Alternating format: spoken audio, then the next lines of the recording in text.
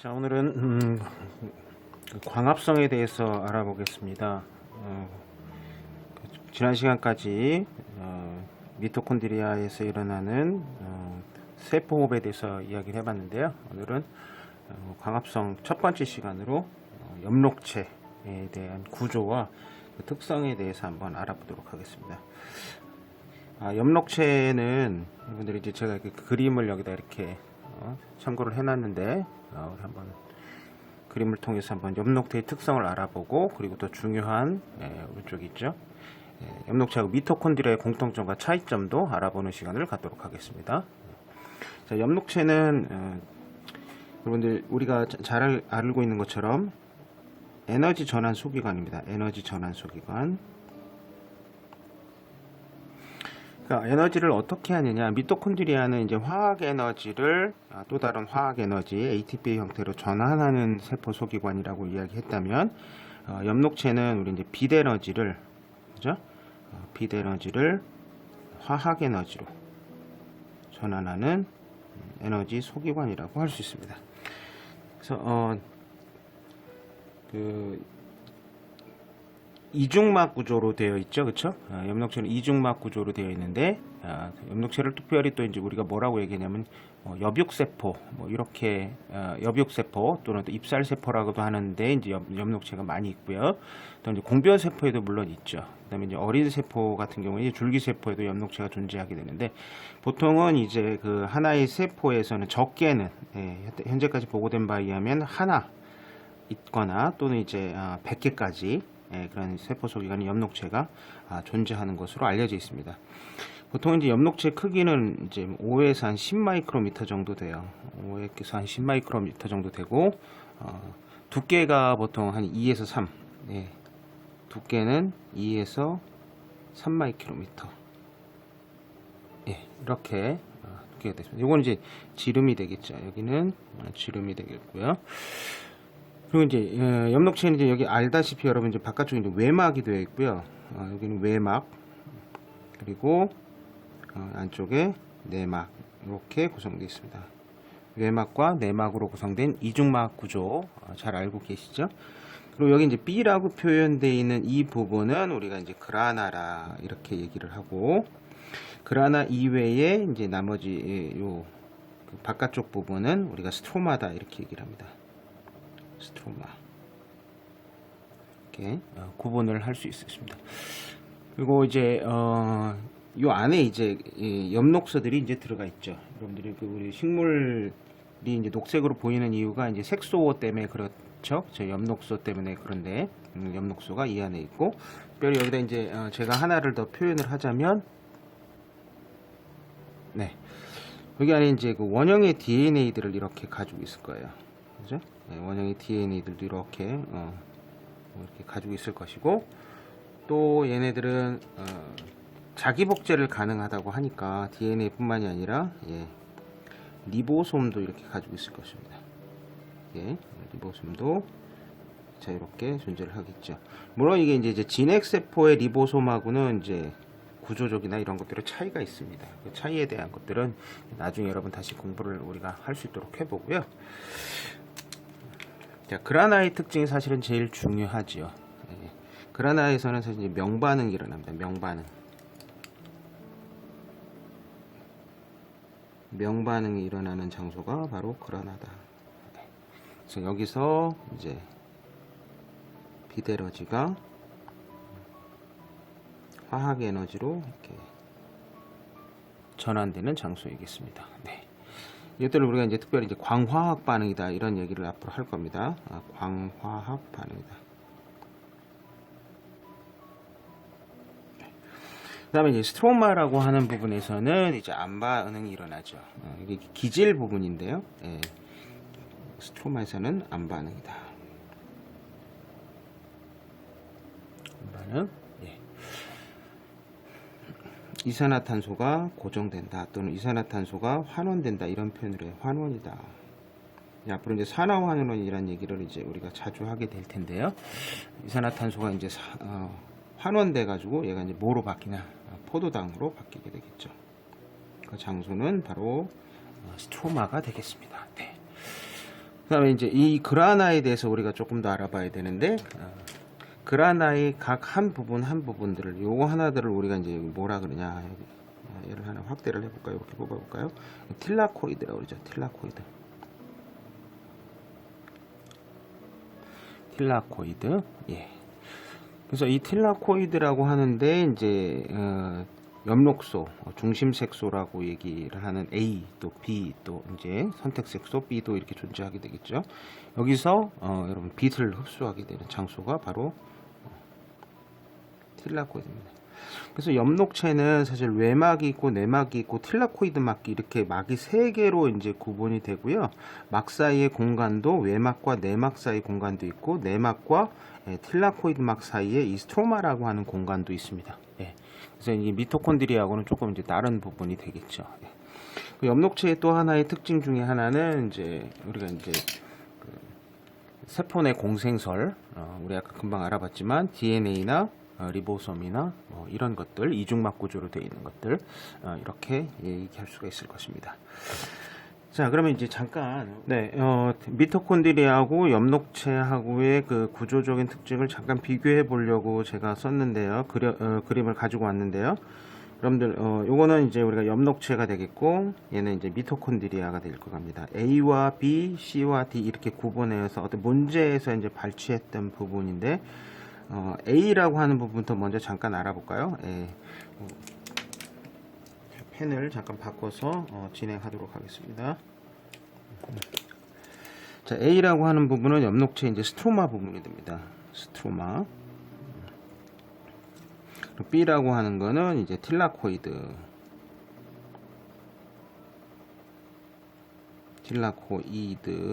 또는 이제 이 부분을 다 합쳐서 우리가 뭐라 그랬죠? 그쵸?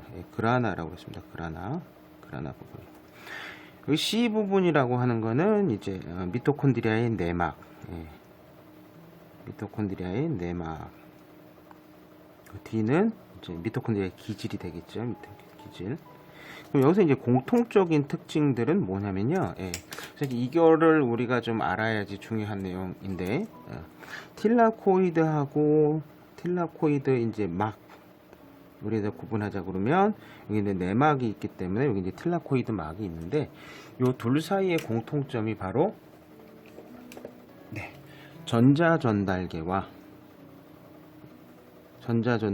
ATP 합성 요소가 존재하는 곳입니다.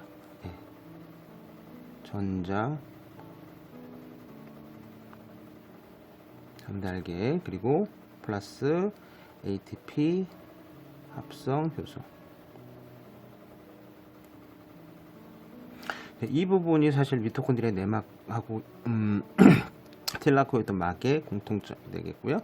또 하나 이제 기질하고 스트로마의 차이는 뭐냐면, 미토콘드리아의 기질에서는 우리가 뭐가 일어나냐면 피로부산의 산화 일어난다 그랬죠. 피로부산 산화. 그리고 TCA 회로가 일어나게 됩니다. 스트로마에서는 우리가 금방 알아봤지만 이제 안반응 장소죠. 그렇죠? 여기는 이제 안반응 장소입니다. CO2가 고정된다. CO2가 환원되는 장소가 이 부분이다. 그래서 이 둘의 공통점과 차이점은 스트로마하고 기질을 비교해보고 틸라코이드 막하고 미토콘드리아의 내막을 비교해 보시는 겁니다. 그래서 전자전달계하고 ATP 합성 요소, ATP가 결국은 광합성에서도 ATP가 생성된다라고 하는 내용을 알 수 있는 거고요. 또 하나 이들의 이제 우리가 여기서 이제 공통점으로 본 거는 아까 제가 우리 잠깐 엽록체에서 얘기했지만 세포 내 공생설이죠. 세포 내 공생설을 논할 수 있습니다. 그러니까 이제 이 세포 내 공생설을 이야기하는 특징은 이중막 구조인 거죠. 이들이 이제 외막과 내막, 이중막 구조, 또 독자적인 이제 DNA를 가지고 있죠. 그렇죠? 독자적인 DNA를 가지고 있고 또 리보솜도 가지고 있습니다. 단백질 합성 소기관인. 물론 이제 이 세포 내 공생설에 대한 이야기를 하려면 굉장히 많은 이야기가 오고 가야 되겠지만, 우리가 여기서 특징적으로 알 수 있는 부분을 여러분들한테 잠깐 말씀을 드리면, 미토콘드리아의 내막, 이게 내막이죠, 그렇죠? 내막이다. 그리고 여기가 이제 엽록체의 내막이다. 그러면 간단하게 먼저 말씀을 드리면 얘네들은 예전에 시아노박테리아라고 하는 광합성 세균이었어요. 광합성 세균. 광합성 세균이 이렇게 이제 그 원시 바다에 살고 있을 때 자기만의 특징적인 DNA와 리보솜을 가지고 있다가 숙주세포 안으로 이렇게 들어오면서 숙주세포 안으로 이렇게 들어오면서 숙주세포 안으로 들어오면서 얘가 이제 엽록체가 됐다고 우리가 이렇게 해석을 하고 있습니다. 추정을 하고 있는 거죠, 사실은. 그래서 사실은 이 내막은 원래 그 광합성 세균의 세포막이었고, 요 외막은 원래 숙주세포, 원시 숙주세포의 막이었다. 이렇게 해서 이제 보고 있고요. 이제 그 미토콘드리아 같은 경우에는 미토콘드리아는 호기성 세균이었죠. 산소를 필요하는 호기성 세균이었는데 이 호기성 세균이 얘도 역시 DNA와 리보솜을 갖고 있었는데 원시 숙주세포 안으로 이렇게 들어오면서 그 호기성 세균의 세포막이 뭐가 되냐? 요 세포막이 이제 내막이 된 거죠. 그러면서 이제 안에 이제 부피를 줄이려고 이제 그 주름진 구조로 바뀌었다. 그렇기 때문에 이 내막에 우리가 전자전달기하고 ATP 합성 효소가 있다라고 얘기를 하잖아요. 그러면 이제 원핵 세포인 애들. 원핵 세포는 산화적 인산화 장소가 세포막입니다. 산화적 인산화가 애들은 이제 막성 소기관을 가지고 있지 않기 때문에 이건 어디서 일어나느냐? 세포막에서 일어난다. 우리가 이렇게 그 구조가 다 거기 담겨져 있으니까. 그런데 이제 광합성 세균 같은 경우에 이제 특별히 이제 틸라코이드 막이라고 하는 데에서 일어난다. 이렇게 보시면 되겠습니다. 그래서 요 둘은 항상 짝인 거예요. 짝이니까 요 둘을 꼭 같이 기억을 해주시길 바라겠습니다. 그러면 그 틸라코이드 막 안에 제가 금방 우리가 얘기했지만 산화적 인산화 장소 있잖아요. 그 틸라코이드 막에 대해서 하나 잠깐 그림을 그려서 한번 설명을 해볼게요. 자, 위로 한번 올라가 봅시다.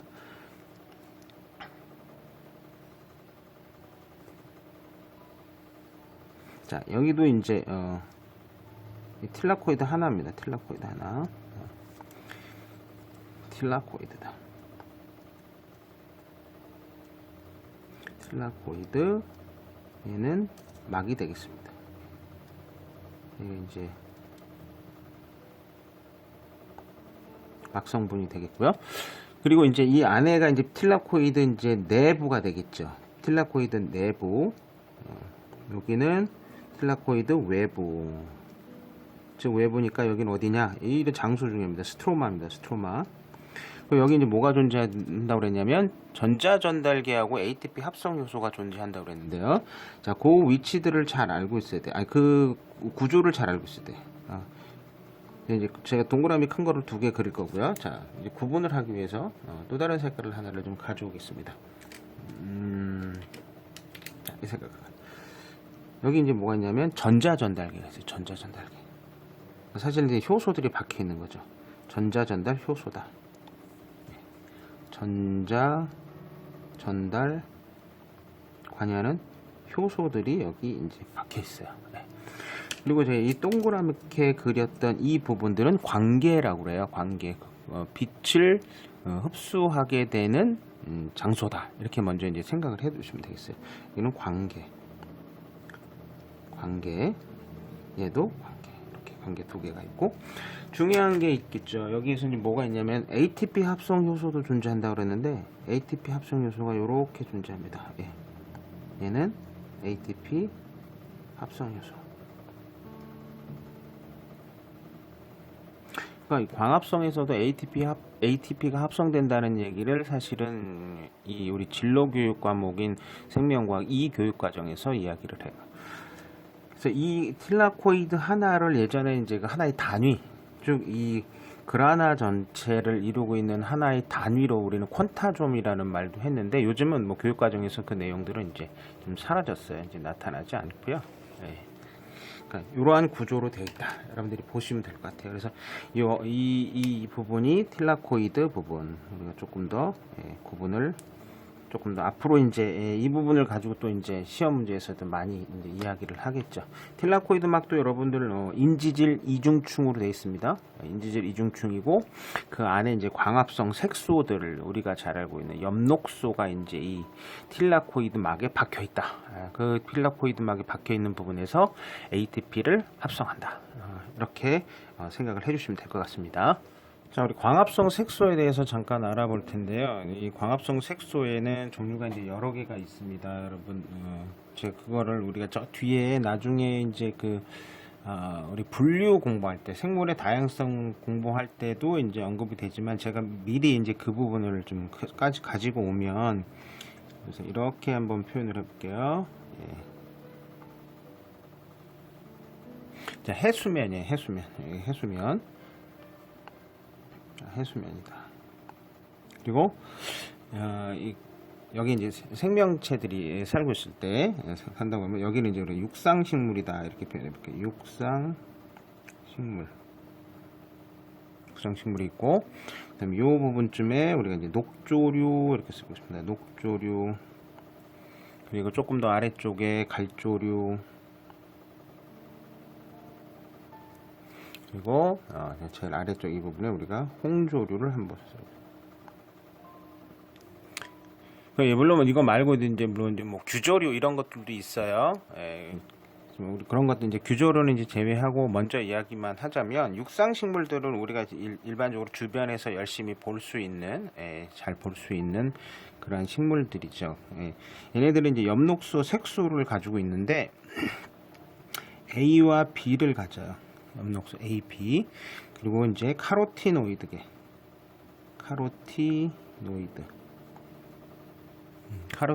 계통을 갖고 있는데 이 카로티노이드 계통에서는 어떠한 색소들이 있냐면 카로틴 그리고 잔토필이라 그래요. 예전에 우리는 크산토필이라고 그랬는데 잔토필이라고 그래요. 바뀌었습니다. 용어 자체가. 그래서 잔토필 가지고 있고요. 녹조류인에는 엽록소 얘도 A하고 B를 갖고 있어요. 그리고 카로티노이드 같습니다. 카로티노이드 이런 계통을 가지고 있고 그 다음에 이제 갈조류 같은 경우에는 엽록소를 A와 C를 가지고 있으면서 카로티노이드도 얘들도 가지고 있습니다. 카로티노이드계 그리고 특별히 얘들은 갈조소라고 하는 걸 가지고 있어요. 갈조소. 네. 홍조류에는 A 플러스 얘들은 D를 가지고 있습니다. 얘들도 카로티노이드계. 네. 그리고 얘들은 홍조소 이렇게 가지고 있다라고 보시면 돼요. 물론 이거 말고는 남조소도 가지고 있다고 하는데 여기서 이제 우리 여러분들 이제 녹조류 같은 경우에는 뭐가 있냐 뭐 이렇게 쉽게 우리가 이제 잘 모르는 친구들이 많은데 이런 것들이에요. 녹조류들은 뭐 이제 파래, 뭐 크로렐라 이런 거 잘 들어보셨죠? 네, 크로렐라 아니면 청각 이런 것들이 있어요. 이런 애들이 이제 주로 이제 녹조류인 애들이고 갈조류인 애들은 주로 이제 미역이나 다시마 같은 애들. 이런 애들은 우리가 이제 우리가 갈조류 동물이라 생물이라고 얘기를 합니다. 홍조류는 김이나 이제 우뭇가사리 같은 애들. 이런 애들을 우리는 홍조류라고 그러니까 얘들이 육상에서부터 아니면 밑으로 해수면 아래로 내려갈수록 또는 역으로 얘기해서 해수면에서 육상으로 올라올수록 가지고 있는 색소들이 달라진다라고 하는 거죠. 예. 그렇지만 공통적으로 가지고 있는 게 있어요. 색소가 뭐죠? 그렇죠. A는 다 공통적으로 가지고 있다. 그래서 우리가 중심 색소가 뭐냐라고 물어보면 공통적으로 다 가지고 있는 중심 색소는 뭐냐? 예. A다라고 해. 중심 색소는 모두 A다. 그래서 실제 우리가 이제 그 광합성하는 생명체들을 보면 육상 생물이 많다고 하지만 훨씬 더 많은 부분에서 해상 조류인 애들이 더 많이 가지고 있습니다. 이들을 다 우리가 LG 이렇게 부르면서 이제 조류 이렇게 불러요. 예. 그래서 광합성은 실제 바다에서 훨씬 더 많이 일어나는 거예요. 현재까지 알려진 생명체 중에서 지구상에 존재하는 게 1%밖에 안 된다. 나머지 99%는 다 바다에 있다. 이렇게 얘기하는 학자들도 있습니다. 그만큼 바다라고 하는 환경은 아직까지도 미지의 환경으로 우리가 알려지지 않은 것들이 훨씬 더 많은 그런 생태계라고 볼 수 있습니다. 자, 한 가지 더 우리가 참고적으로 제가 말씀드릴 것은 엽록소라고 하는 것 중에 우리가 색깔들을 잠깐 알아볼 거예요. 우리가 엽록소 A라고 하는 건 주로 이제 청록색이에요. 엽록소 A들은 주로 이제 청록색 색깔을 띠고 있고, 선택색소라고 하는 엽록소 B는 얘가 이제 황록색소입니다. 황록. 이 색깔이 좀 그렇죠? 황록색소라 그래. 그다음에 카로틴이라고 하는 게 있죠. 카로티노이드에서 카로틴이라고 하는 것들은 주로 이제 적황색 또 이런 표현을 해요. 주황색 계통이라고 보시면 돼요. 주황색이다 이렇게 보고, 잔토필은 이제 담황색이다 뭐 이런 얘기를 합니다. 담황색. 그래서 색소마다 이러한 색깔의 차이가 있는데요. 특별히 이제 우리가 카로티노이드 계통의 이 색소들을 우리가 잠깐 보면 베타카로틴이라고 하는 것도 있어요. 참고적으로 제가 말씀을 드리는 거예요. 베타카로틴이라고 하는 게 있는데, 이건 뭐 그닥 중요한 거는 아니니까, 우리 눈에 이제 색소, 시각 색소 중 하나는 단백질은 레티놀이라고 하는 게 있어요. 레티놀의 이제 전구체가 이제 이게 베타카로틴인데, 이 베타카로틴은 이제 파란색과 남색을 주로 흡수해요. 얘네들은 파란색하고 남색을 주로 흡수합니다. 그리고 얘들을 흡수해서 이제 우리 눈에는 이게 뭐로 보이냐면, 이 카로틴들이, 아까 우리 카로틴은 적황색이라고 그랬죠. 예, 이런 색깔로 보이는 거예요. 이게 주황색, 적황색 뭐 같은 개념이라고 보시면, 색깔이라고 보시면 될 것 같아요. 이런 주황색 색깔로 보여요.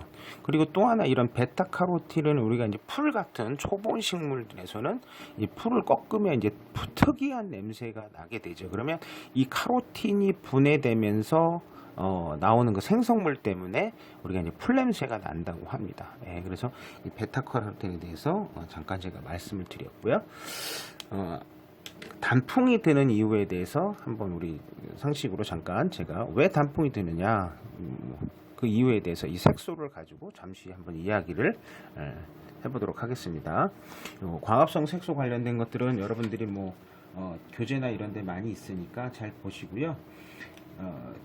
특별히 이제 카로티노이드 같은 경우에는 아까 제가 말씀드렸지만 거의 이제 다 가지고 있죠. 이런 조류에서 다 나타난 것들이고, 엽록소가 이제 A하고 B가 있는데, 엽록소 A, B에서 잘 흡수하지 못하는 그런 파장대의 빛들을 이런 카로티네이드의 계통의 색소들이 이제 빛을 흡수해 가지고 얘네들이 나중에 그 중심 색소까지 에너지를 이제 전달하는 그런 역할들을 합니다. 예.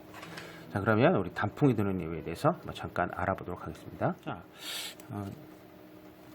광합성 세포와 단풍이 드는 이유, 이렇게 얘기를 하고 있는데요. 이 특징적인 부분을 이제 기온과 그다음에 이제 물이라고 하는 현상으로 이제 해석을 하시면 될 것 같아요. 네.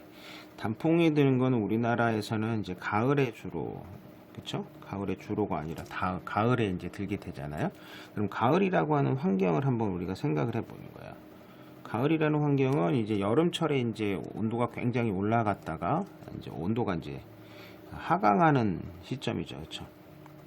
기온이 내려간다 이거예요. 그렇죠? 그다음에 이제 가을이 되면은 이제 뭐가 시작했냐면, 여름까지 이제 홍수가 지고 또 이제 강우량이 굉장히 많다가 이제 물이 부족한 상황이 돼요. 즉 뭐 가뭄이 좀 든다고 그럴까요? 예. 그래서 가을에 이제 우리가 추수를 앞두고는 비가 오면 안 되죠. 한참 곡식이 이제 여물어 갈 시점이죠. 그리고 또 이제 빛의 세기조차도 이제 달라지게 됩니다. 일조 시간이 이제 길어졌다가 이제 줄어들어가는 상황이 되는데, 이 두 가지 가지고 먼저 생각을 해볼게요. 그럼 첫 번째, 기온이 하강하면 어떻게 되느냐? 그러면 광합성 산물이 이제 포도당 있죠. 광합성 산물. 광합성 산물인 포도당이 이제 결국 저장 조직으로 이동을 해 나가야 되는데요. 기온이 떨어지면 얘네들의 이동 속도가 이제 줄어든대요. 이동 속도가 감소하게 된다. 광합성 산물의 이동 속도가 감소하면서 이 포도당이라고 하는 것이 당이 안토시아닌이라고 하는, 밑에다 써야 되겠네요.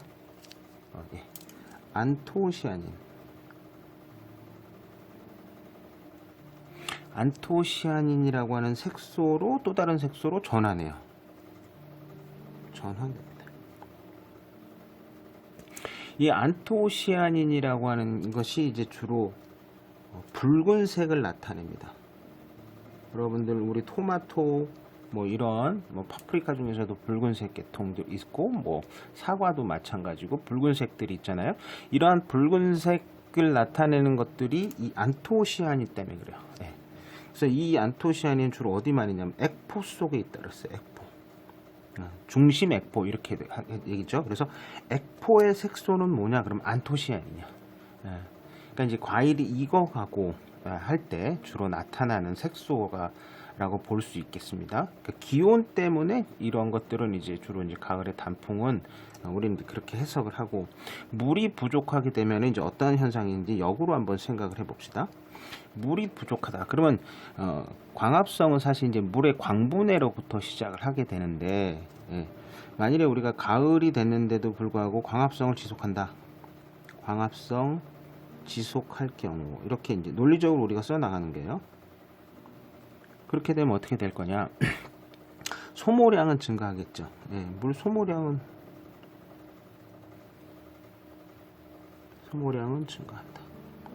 물 소모량이 계속 증가하게 되면은 지금 기온이 떨어져서 효소 활성도 떨어져 있고 식물의 생장도 더뎌지게 되고 포도당의 이동 속도도 지금 떨어지고 있는 상태에서 물 소모량이 계속 증가한다고 하면, 물은 지금 없는 상태인데요, 그죠? 소모량이 증가하게 되면 결국 식물 개체를 어떻게 될 거냐? 결국에는 개체가 죽게 될 거란 말이에요. 죽음, 깨꼬닥, 그죠? 그리고 또 하나 뭐냐면, 물이 부족하게 되면 기온 하강한다 그랬어요. 자, 여기다 맞았어야 되겠다. 기온이 하강하게 되면 엽록소 AB가 파괴돼요. 여기다 써야 되겠네.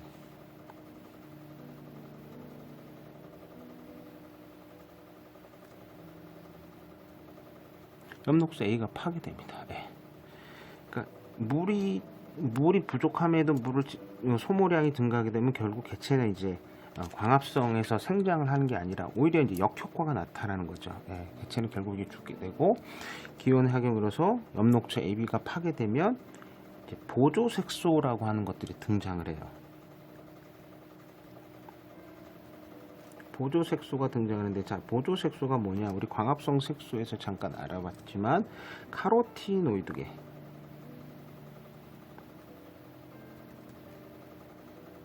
얘네들이 등장을 하게 됩니다. 이들 색소가 등장을 하게 돼요. 그럼 카로티노이드계 계통은 우리가 봤듯이 담황색이다. 주로 이제 그 주황색 계통이다. 아니면 또 이제 노란색 계통으로 이렇게 나타나게 되는 거죠. 그래서 은행 같은 경우는 이제, 그죠? 노란색 계통의 보조 색소가 이제 등장을 하는 거고, 단풍 같은 경우에는 이제 붉은색 계통으로 색소가 등장하면서 나타나게 됩니다. 저는 이제 붉은색은 이제 안토시아닌 색소라고 그랬어요. 그래서 결국은 빛의 세기가 바뀌고 기온이 하강하고 물 부족하다는 것들이 하나의 개체가 존속하기 위해서는 되게 어렵게 만들게 되고, 또 그 열매들, 우리가 이제 종자라고 하죠. 과일들이 익어가면서 나타내는 뭐 여러 호르몬들에 의해서도 이제 탈리 현상, 이파리가 떨어지거나 아니면 이제 과실이 이제 낙과하는 현상태가 발생. 이것들이 다 겨울을 대비하는 것들입니다. 그리고 이제 아시는 것처럼 여러분들이 잘 알고 있지만 이제 겨울이 되면은 이제 그 체내 용질의 농도를 높여서 그 빙점이죠. 어느 점을 이제 더 낮추게 되죠. 그래서 자기가 이제 개체가 얼어 죽는 걸 방지합니다. 그래서 이제 포도당의 양을 이제 증가시켜야 되죠. 그렇죠? 저장 조직으로 가는 것보다는 이제 포도당 양을 증가시켜서 이제 그 삼투압 유지에 이제 그 삼투압을 잘 유지해 가지고 이제 체온 기온에 대해서 이제 저항력을 갖게 됩니다. 그래서 이제 겨울을 보내는 거죠. 그래서 단풍이 드는 이유는 우리가 여기서 이제 잠깐 알아봤지만 온도하고 그 다음에 물 가지고 두 가지를 잠깐 알아봤습니다. 자, 이제 정리를 조금 해볼 텐데요, 여러분들. 앞으로 우리가 세포호흡에서도 강조했던 화학식이기도 한데요, 광합성의 화학식들을 여러분들이 한번 써볼 수 있어야 돼요.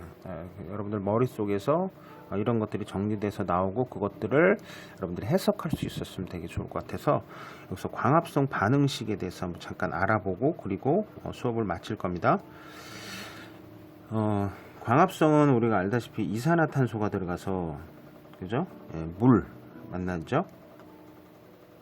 물하고 반응해서 포도당을 생성을 하고 산소를 만들죠.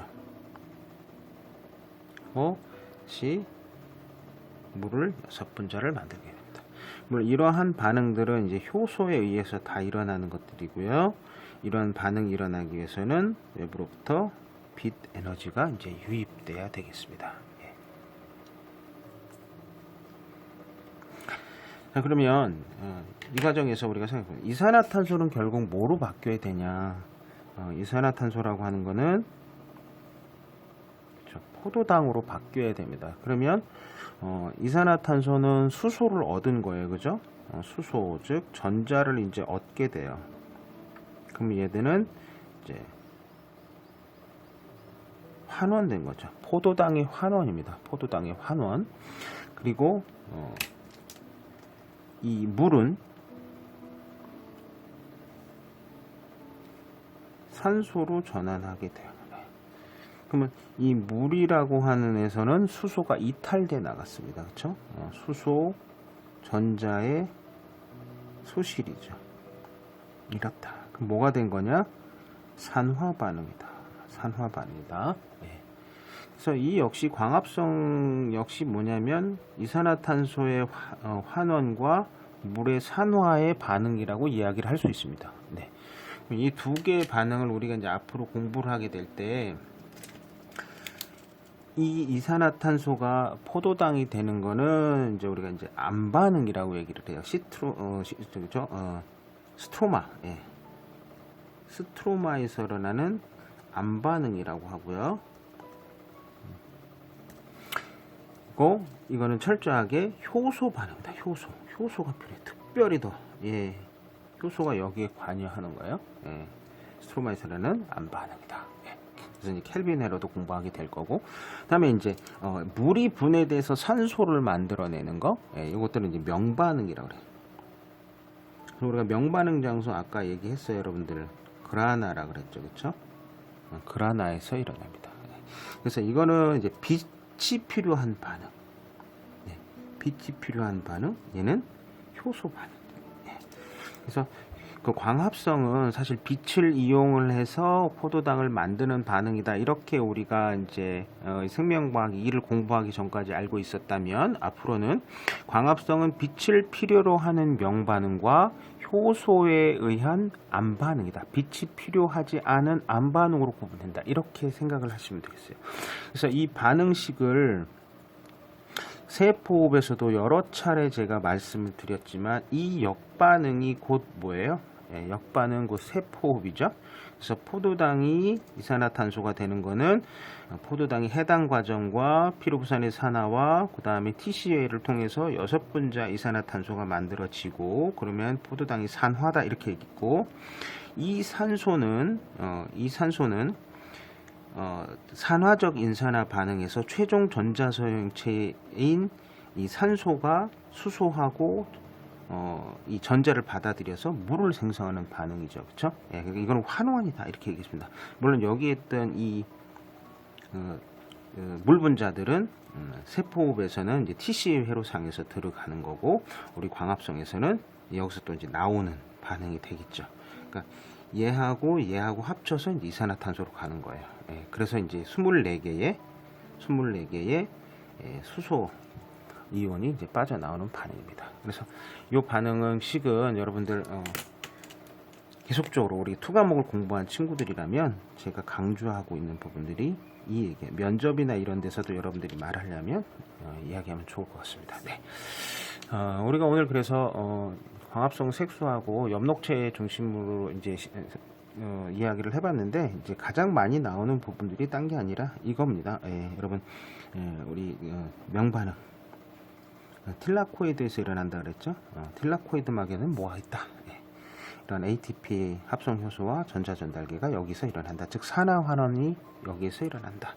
그리고 이중막 구조 기억을 해주시면 좋을 것 같아요. 네. 다음 시간에 다시 뵙겠습니다.